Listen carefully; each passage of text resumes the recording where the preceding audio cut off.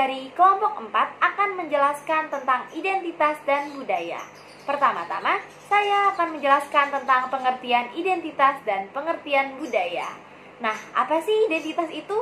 Jadi, identitas adalah konsep multifaset, dinamis, dan abstrak yang memainkan peran integral dalam komunikasi sehari-hari, khususnya komunikasi antar budaya.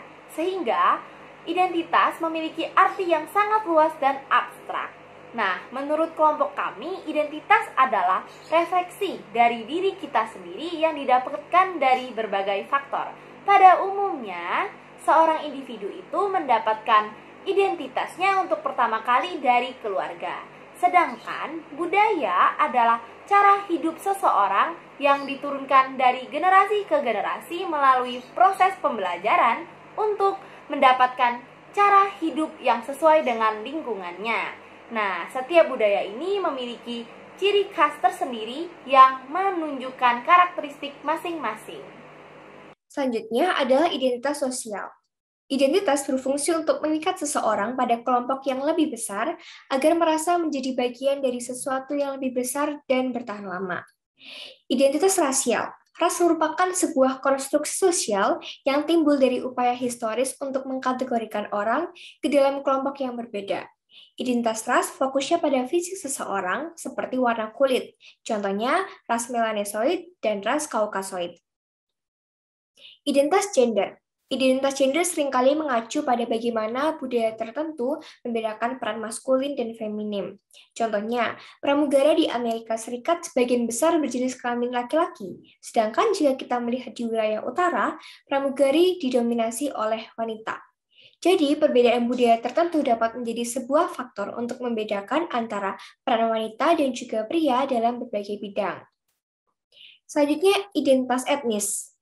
Ini merupakan sebuah golongan yang berasal dari pengelompokan budaya yang melampaui batas negara dan didasarkan pada kepercayaan, praktik budaya yang sama, dan dalam banyak kasus bahasa yang sama. Setiap etnis memiliki ciri khas mereka masing-masing. Misalnya, Genta yang berasal dari etnis Bali berbicara dengan Ester yang berasal dari etnis Jawa. Dialek atau logat mereka yang khas sulit untuk diubah walaupun mereka berbicara menggunakan bahasa Indonesia. Hal tersebut dikarenakan dialek Medok yang dimiliki oleh Ester itu merupakan identitas etnisnya. Kemudian identitas nasional. Identitas nasional itu sering diartikan dengan negara di mana mereka tinggal atau dilahirkan. Namun sebenarnya, identitas nasional juga dapat diperoleh melalui imigrasi dan naturalisasi. Misalnya Brigan adalah berkewarganegaraan Korea, namun ia harus pindah ke negara Indonesia, melakukan imigrasi, dan menetap sampai batas waktu yang belum ditentukan, maka dari itu dia memiliki keterikatan dengan negaranya yang baru, yaitu Indonesia, dan harus mengambil identitas nasional yang baru juga, yakni Indonesia. Selanjutnya ada identitas regional. Identitas regional merupakan sebuah identitas yang menggambarkan karakteristik suatu daerah tertentu. Hal itu dapat dilihat melalui etnis, bahasa, dialek, adat istiadat, hingga makanan yang ada di daerah tersebut. Contohnya, negara Jepang yang memiliki berbagai macam dialek, seperti Kanto, Kansai, hingga Tohoku. Indonesia juga beragam kok identitas regionalnya. Contohnya, dialek bahasa Jawa Tengah terkesan lebih halus, sedangkan dialek bahasa Jawa Timuran terkesan sedikit lebih kasar. Selanjutnya, ada identitas organisasi. Afiliasi organisasi seseorang dapat menjadi sumber identitas yang penting dalam beberapa budaya, khususnya budaya kolektivistik. Karena budaya kolektivistik lebih menekankan identitas melalui keanggotaan kelompok, berbeda dengan individualistik yang menekankan individunya. Contohnya dalam perusahaan, negara yang menganut budaya kolektivistik seperti Jepang, ketika memperkenalkan diri, nama perusahaan mereka akan diperkenalkan lebih dahulu dibandingkan nama mereka. Sedangkan dalam individualistik, biasanya diperkenalkan dulu individualnya. Selanjutnya, ada identitas personal, di mana identitas personal atau identitas pribadi muncul dari karakteristik yang bisa membedakan kita dari orang lain dalam suatu kelompok. Hal-hal unik yang terdapat dalam diri dapat mempengaruhi cara kita melihat diri sendiri.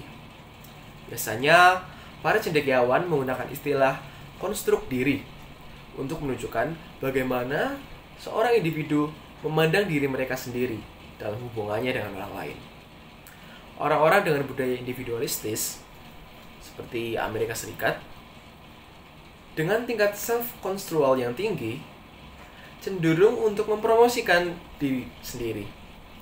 Sebaliknya, dalam budaya kolektivis, seperti di Asia Timur Laut, lebih cenderung menekankan keanggotaan kelompok mereka.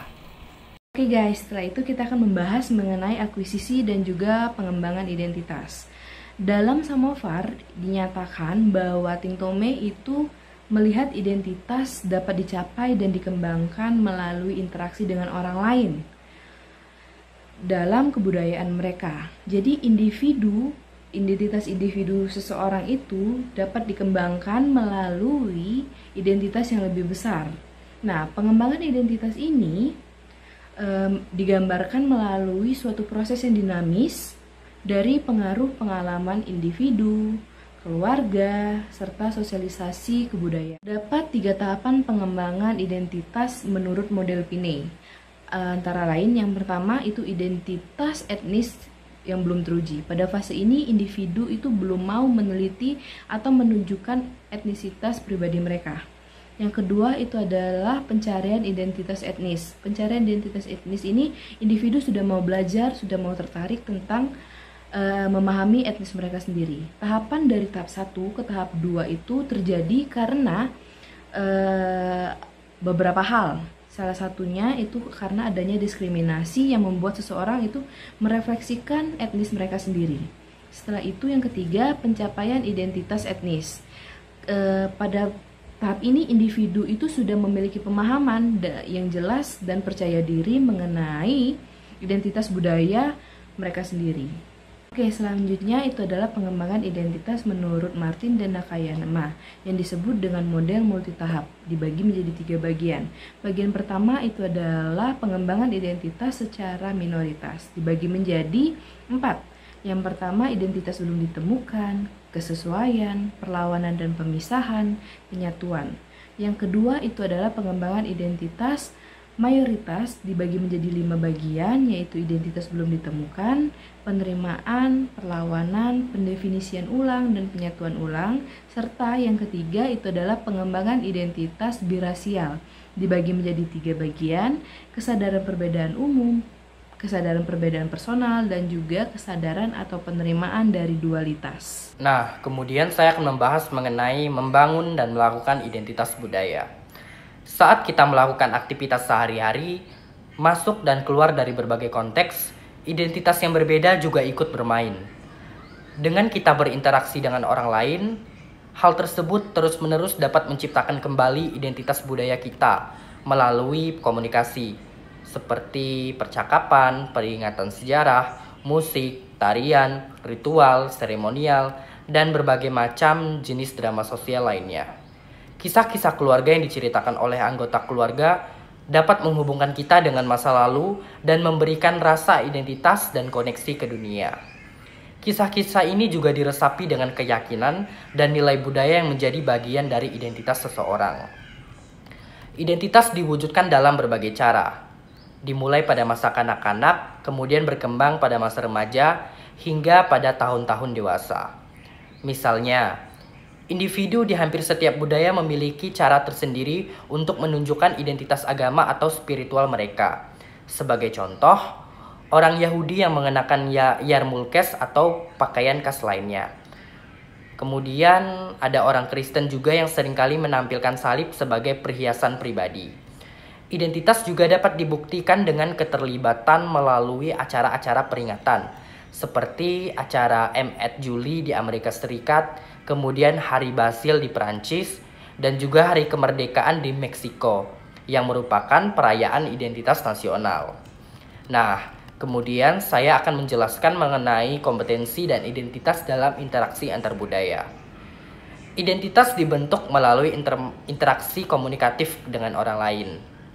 Hedge dan rekan-rekannya menunjukkan bahwa identitas dipertahankan dan dimodifikasi melalui interaksi sosial. Kemudian mulai mempengaruhi interaksi melalui pembentukan harapan dan perilaku yang memotivasi. Nah, dalam interaksi antar budaya, identitas dan gaya komunikasi yang berbeda-beda dapat menimbulkan kecemasan, kesalahpahaman, bahkan dapat menimbulkan konflik.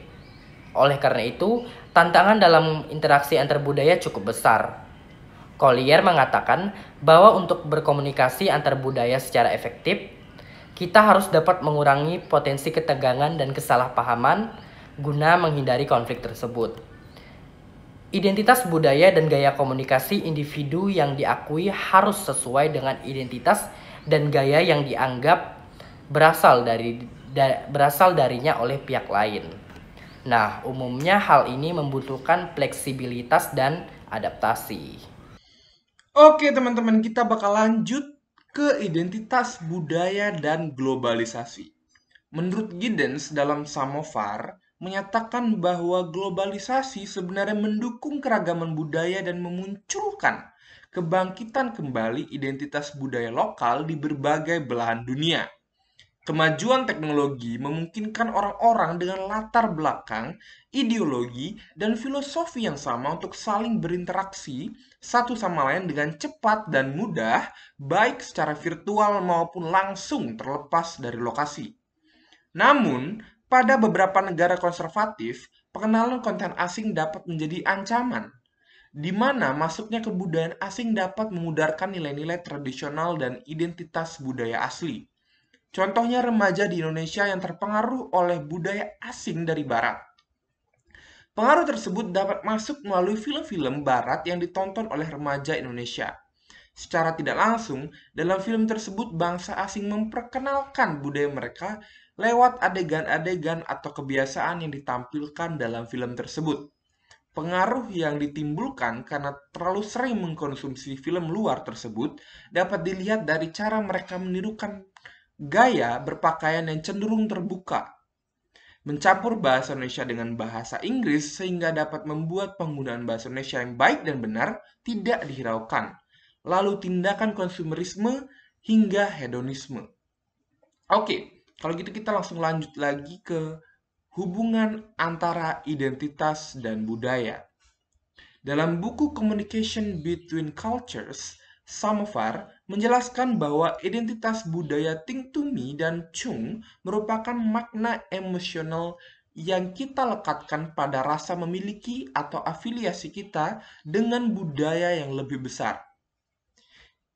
Kilkanov melihat identitas budaya sebagai keanggotaan dalam kelompok di mana semua orang berbagi makna simbolis yang sama.